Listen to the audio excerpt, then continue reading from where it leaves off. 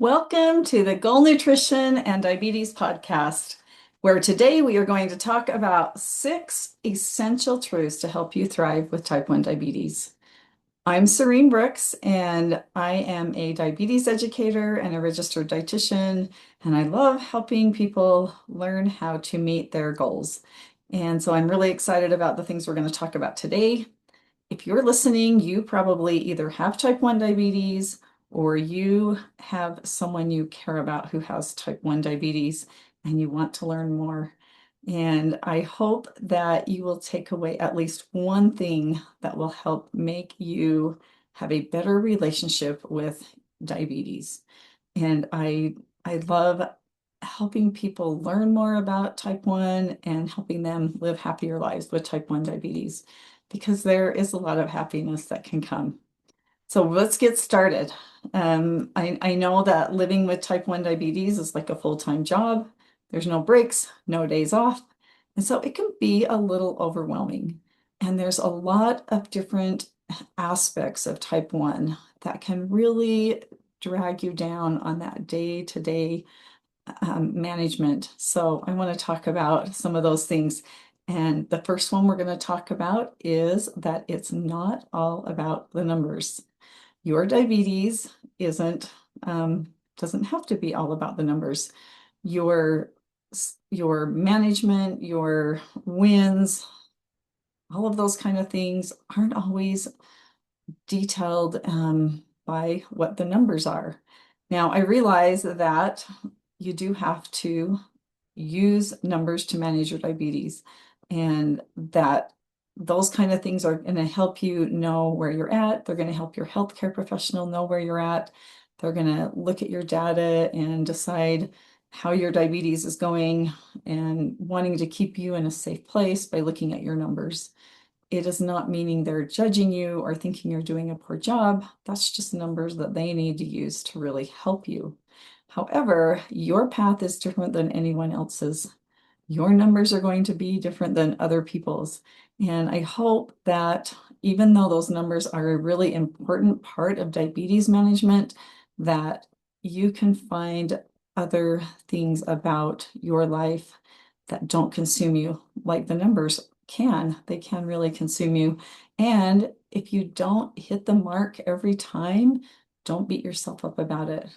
Look for those little things that you did well, that went good for you, improvements, areas in your life where you're able to do things where the numbers maybe are less of a concern, where you can kind of take a little mental break for a minute from them and acknowledge all those good things that you're already doing so that those numbers don't have to take over all of your thoughts. And then just know that they don't define who you are, because it's definitely not all about the numbers. The next thing is you can do everything you love to do with type 1 diabetes. And this I fully believe. It may take a lot more work. It may put you in a position where you have to manage numbers a little tighter.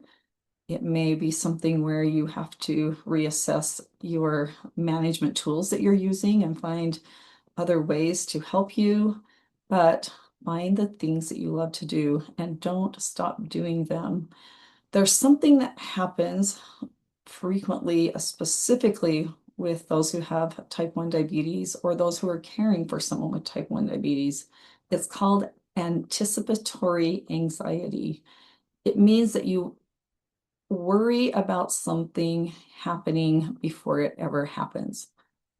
Or it may not ever happen. It's not a sure thing that it's going to happen, but you anticipate that it might happen.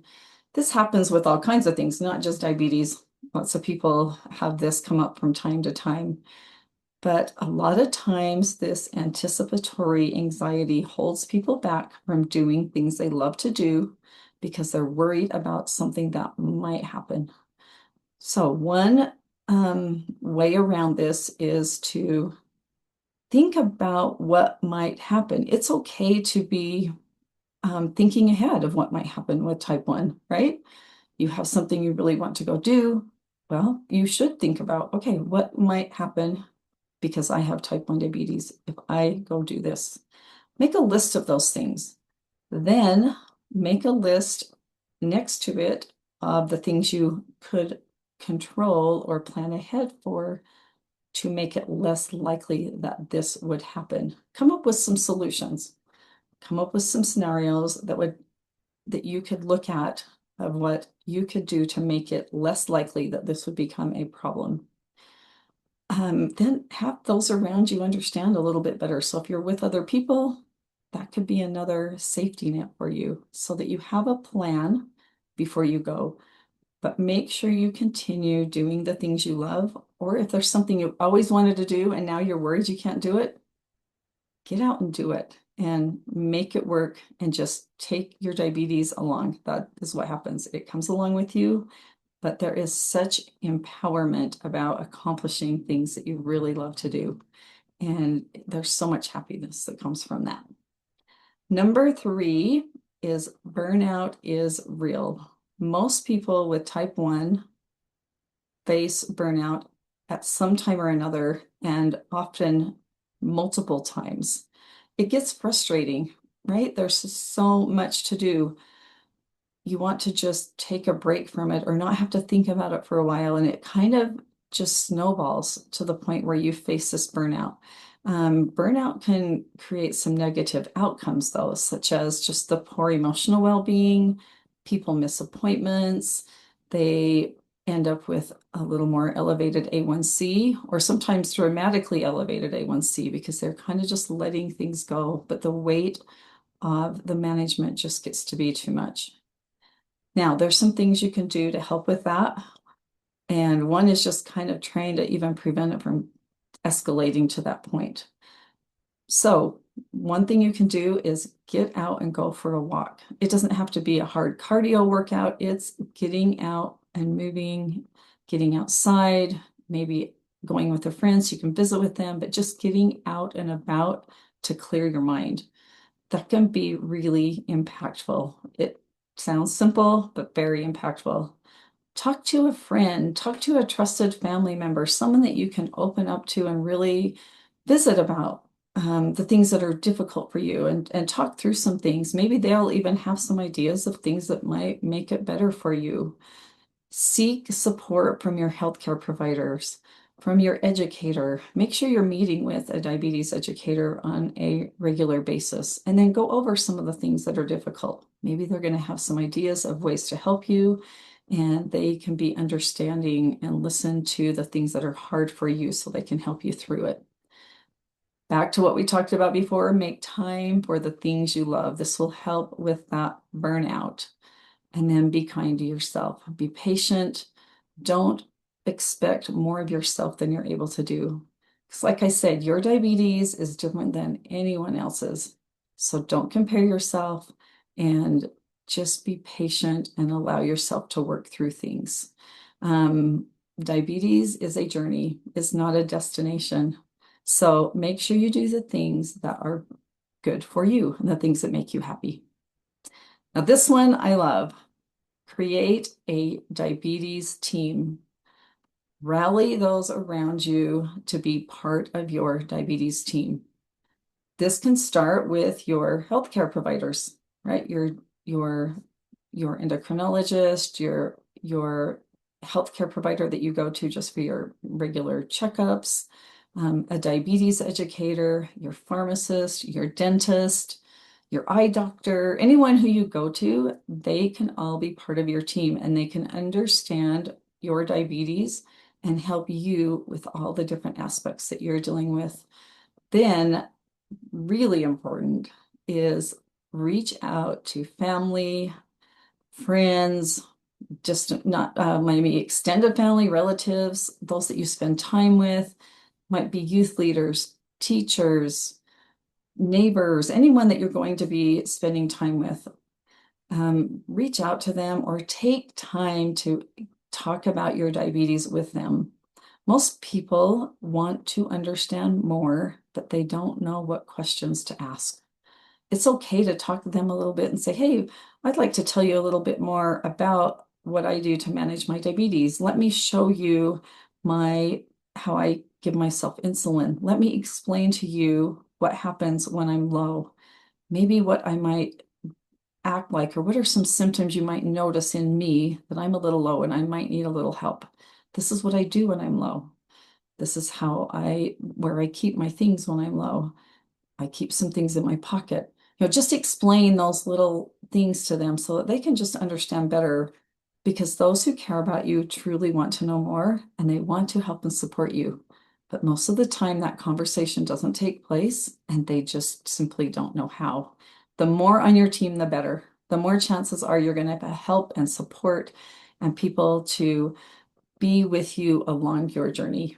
Very important. Number 5, the next one is use technology that is right for you. So this means um, find what works best. It may not be what works best for someone else. It may not be the very newest thing out. Maybe you have found something that really works for you and you're happy with it. But always be open to learning about new advancements, new technology, because there's amazing things happening in diabetes research. But make sure you find the best fit for you. And this may be dictated by access or by things that are approved through your insurance. So I realize it doesn't always mean you can have access to every single thing out there, but find what works for you and then learn how to use it. Use all of its capabilities, understand all about it and the different features and try them, but find what is going to help you the most, because that can be a big help with your diabetes management and really lift the burden that is already put on you just by living with type 1 diabetes. Then number 6, this is my favorite, is I want you to know you are amazing. If you are listening to this, you are amazing. And sometimes we forget that about ourselves. If you are impacted in any way by type 1 diabetes, you are amazing. Just having that in your life creates resilience, right? You have hard things, you've got to calculate things, you have so much mental math and thinking and planning ahead and prepping. Make sure you have all of your supplies ordered on time. You have the financial considerations, and it makes you a resilient person. It makes you kind and compassionate towards other people. And so I want you to know that you are amazing and don't think that you aren't. So always have that in your mind. Some ways that I find helpful is getting more involved in the diabetes community. There are usually going to be local chapters of different organizations that are diabetes related.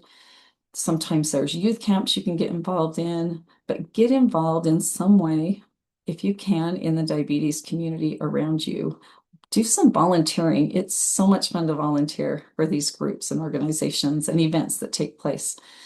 Do a little research and you'll find them. And it's really fun to get involved. Be a mentor, help out those around you who are living with type 1 and kind of be a role model for them too. That helps you even feel better about yourself. But just remember that regardless of where you are on this journey with type 1, you are amazing. Now, just remember, living with diabetes is a journey. There's lots of amazing things along the way, and it's not all about the numbers, even though the management is important, but build you a diabetes team, do the things you love to do, and find happiness in your life with type 1 diabetes.